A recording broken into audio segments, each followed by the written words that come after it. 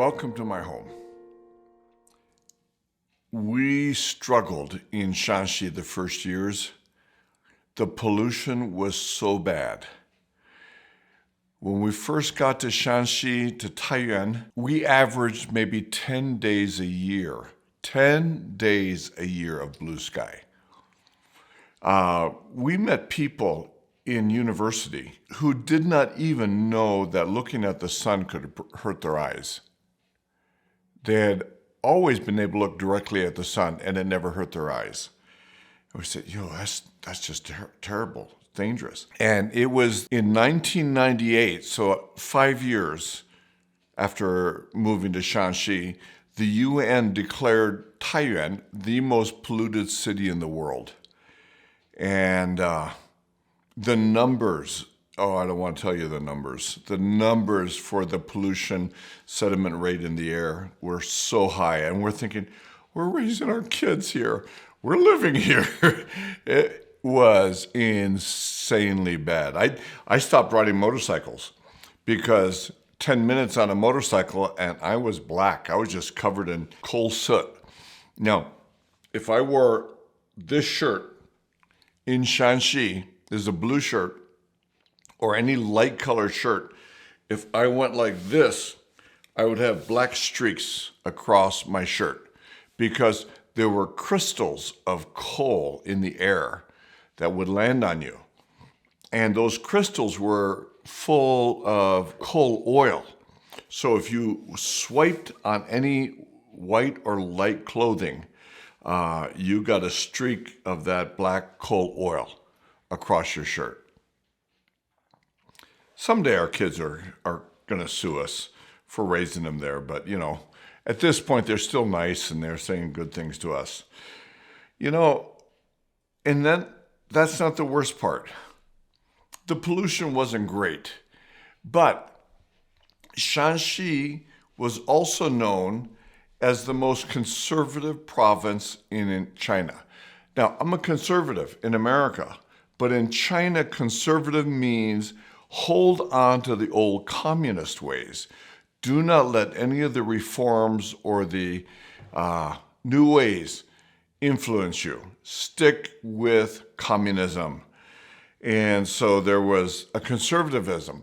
And one of the stories they used to tell about conservatism was that the former warlord after World War I, but before World War II, was Yan Xishan. And he didn't want anybody invading Shanxi province. So he built a railway system in Shanxi that the grade on the railway tracks was narrower, was narrower than the grades on the other tracks in the other provinces.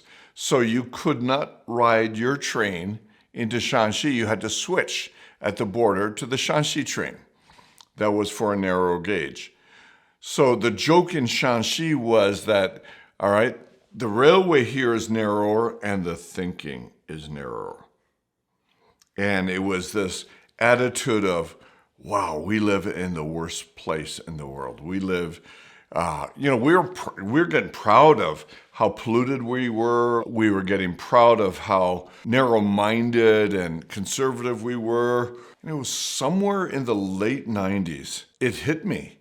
This negativism is just not the way to go. I mean, it's not what God's called us to. It's not the way to make the Lord happy.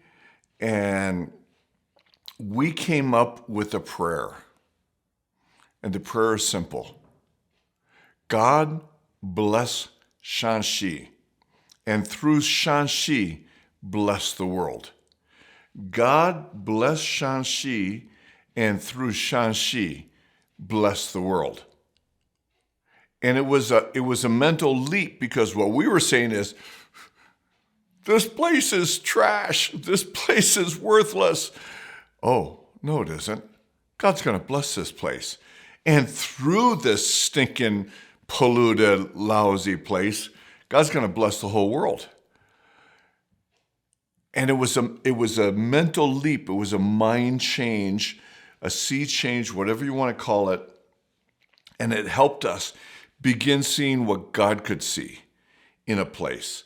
Shanxi, I can still tell you lots of stories about Shanxi and what's not so great about it then. But we would even tell government officials. We would meet with government officials and we'd say, do you want to hear our new prayer? I go, okay, what's that? And we say, well, we're praying that God will bless Shanxi and through Shanxi bless the world. Well, they think, they're thinking economically Shanxi is going to become powerful and great. And we didn't try and change their mind, but we basically just repeated that prayer and we still pray it.